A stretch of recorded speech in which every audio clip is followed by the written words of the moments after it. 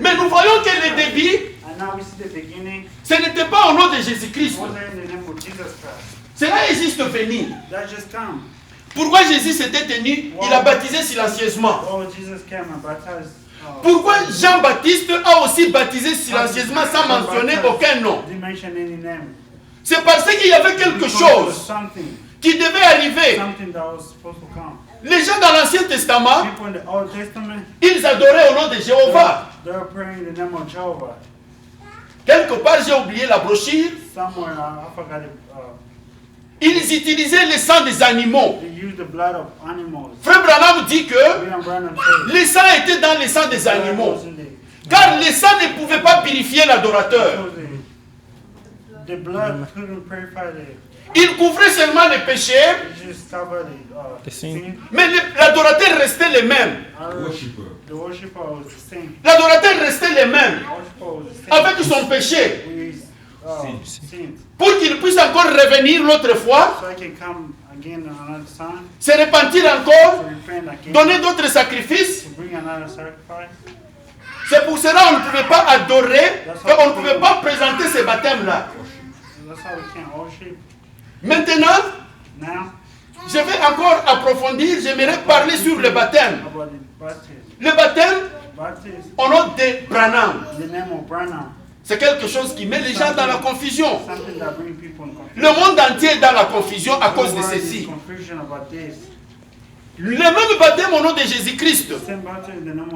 Dans cet âge de la fin, les églises ont baptisé au nom du Père, du Fils et du Saint-Esprit. Père, mais Frère Branham est venu, il a corrigé le monde, il les a ramenés au baptême au nom de Jésus-Christ. Mais aujourd'hui, il y a des gens maintenant qui vous disent ce n'est pas au nom de Jésus-Christ, c'est au nom de Branham. Oh vraiment. Est-ce que frère Simon, tu es normal? Tu nous enseignes, Branham a prêché au nom de Jésus-Christ.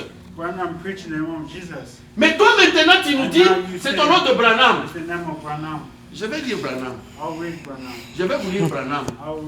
Parce que c'est Branham même là, quand il parlait, les gens n'ont pas compris. Les gens n'ont pas compris. Il prêche. Les gens n'ont pas compris. Il prêche. Le Branham Tabernacle ne comprennent pas. Pour finir, il dit un jour, dans un message qu'il a prêché, j'ai ce message ici, il dit, bon, quand je vous dis que quittez dans ces choses, est-ce que je vous amène dans le Branham Tabernacle? Ce n'est pas dans le Branham Tabernacle que je vous amène. Le Branham Tabernacle est aussi souillé. Affected. Il est aussi souillé comme toutes les autres églises. Pourquoi le Branham Tabernacle est souillé comme toutes les autres églises? Si je le disais seulement de ma bouche, cela va sembler bizarre. On peut avoir des doutes sur cela. Nous devons lire Frère Branham sur certains points pour éclairer. Parce que cet enseignement ne va pas se limiter. Je sais qu'il y a des gens qui nous suivent, il y a des coups de téléphone, il y a des gens qui se demandent, qui disent, mais comment est-ce que vous dites cela? Dieu nous a donné la grâce. C'est une grâce seulement que Dieu nous a donnée.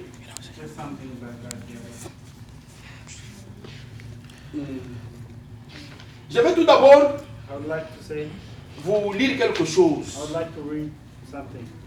pour vous montrer que Frère Branham a dit la vérité sur quelque chose. Et le trouve.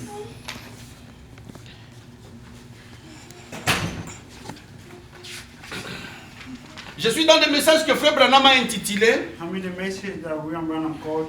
le seul lieu d'adoration.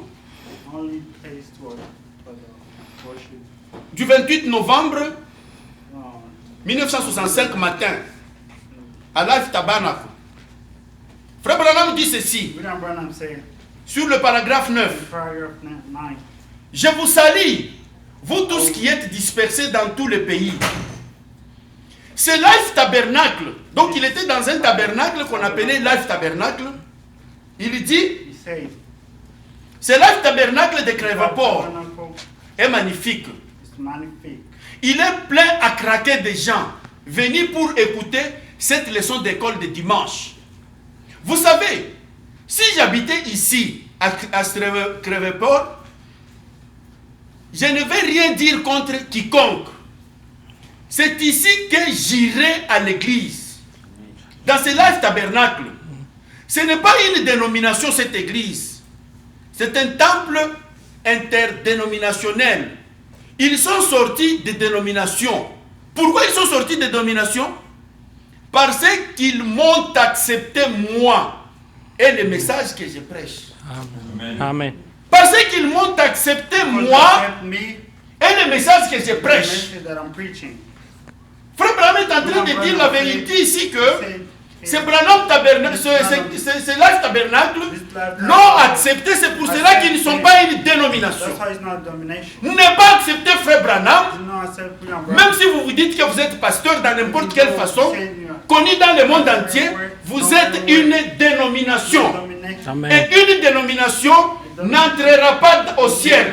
Une église qui est tombée, qui est devenue une dénomination, ne peut pas prospérer, il ne peut pas aller de l'avant, c'est fini. Frère Branham est en train de dire, je suis en train de poser le fondement sur le baptême au nom de William Branham. Amen. Je vais lire quelque chose sur, je crois que c'est dans l'âge de Philadelphie. Frère Branham nous dit quelque chose. Attends un peu, je vais un peu vérifier. J'ai compris que j'ai commencé à vieillir. Auparavant, j'ai gardé le message dans ma tête. L'âge de Philadelphie. Ok. Au commencement, quand j'étais encore très petit, là, je pouvais garder sans...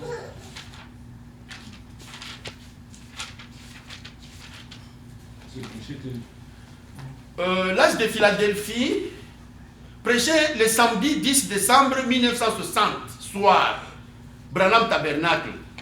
Frère Branham dit ceci. Maintenant écoutez, c'est le paragraphe 126, maintenant écoutez.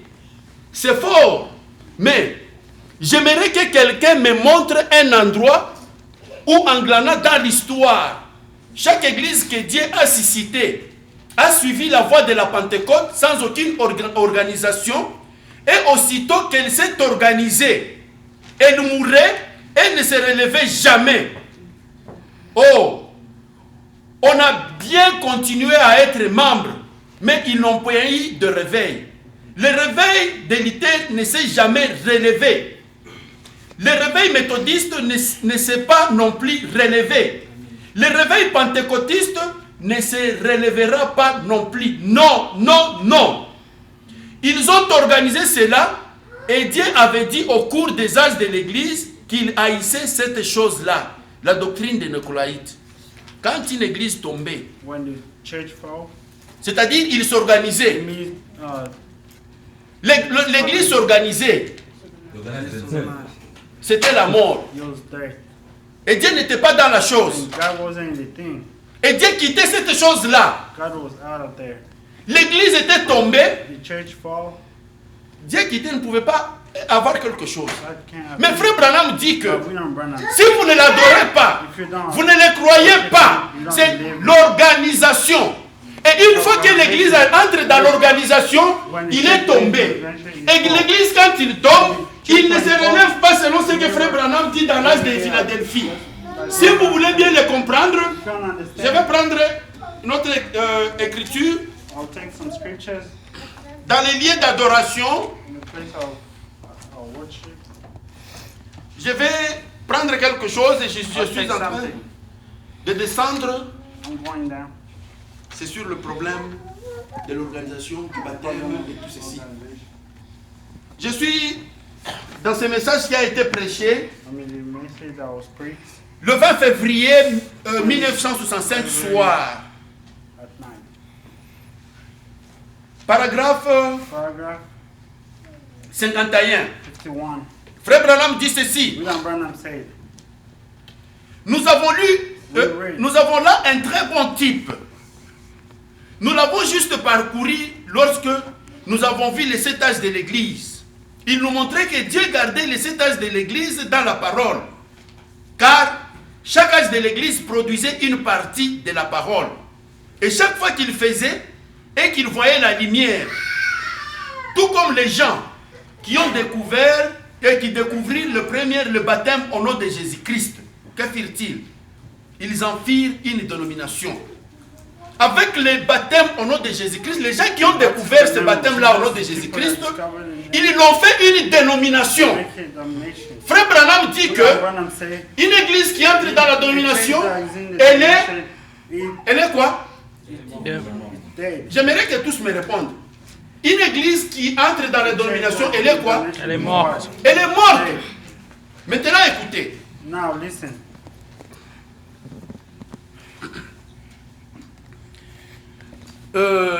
J'étais ici. Car chaque âge de l'église produisait une partie de la parole. Et chaque fois qu'il le faisait et qu'il voyait la lumière, 3 points. Tout comme les gens qui découvrirent le premier, le baptême au nom de Jésus-Christ, que firent-ils? Ils en firent une dénomination et mourirent juste là. Alors Dieu se déplaça pour aller dans quelqu'un d'autre. Dieu s'est déplacé pour aller dans quelqu'un d'autre. Il ne restera pas dans un credo et dogme. Il n'a rien à faire avec cela. Il n'y a rien de perverti en Dieu. La parole de Dieu est sainte. Il n'y a pas d'adultère en elle. Christ est le point central d'adoration de Dieu. Amen. Les gens, ils ont découvert le baptême au nom de Jésus-Christ. Et Frère Branham nous dit que les premières là, qui ont découvert le baptême au nom de Jésus-Christ, ce sont les disciples. Les disciples ont prêché. Après la mort des disciples, les gens qui sont restés avec ce baptême-là, ils ont continué à marcher, mais un temps, Frère Branham nous explique, ils sont allés à Nicée. Quand ils sont allés à Nicée, seulement le fait là de quitter aller à Nicée, ils ont mélangé la chose. Ils ont étudié sur la parole de Dieu. Or que la parole de Dieu, ça ne s'étudie pas. Ça se croit seulement. Vous croyez, nous ne sommes pas des gens qui sont instruits. Nous avons quand même étudié quelque chose un peu pour quand même comprendre quelque chose. Mais cette parole, on ne l'étudie pas, c'est Dieu qui l'apprend à n'importe qui que ce soit, il veut. Amen. Si Dieu veut aujourd'hui, il va vous apprendre. Ils ont pris le baptême au nom de Jésus-Christ et en ont fait une dénomination. Et quand le baptême de Jésus-Christ est devenu une dénomination, Dieu a quitté. Dieu a quitté dans le baptême au nom de Jésus-Christ. Et Frère Branham nous dit qu'il est allé dans quelqu'un d'autre.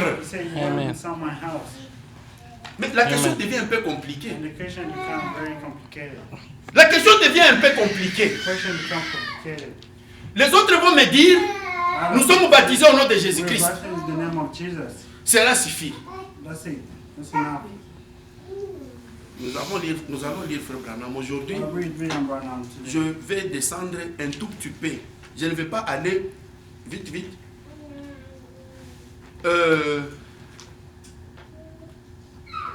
Je vais maintenant prendre le même livre là du COD. Première partie. Je vais prendre le même... Question et réponse sur les Hébreux, première partie. Des Hébreux, paragraphe 153. Écoutez une chose. Quand Paul a découvert que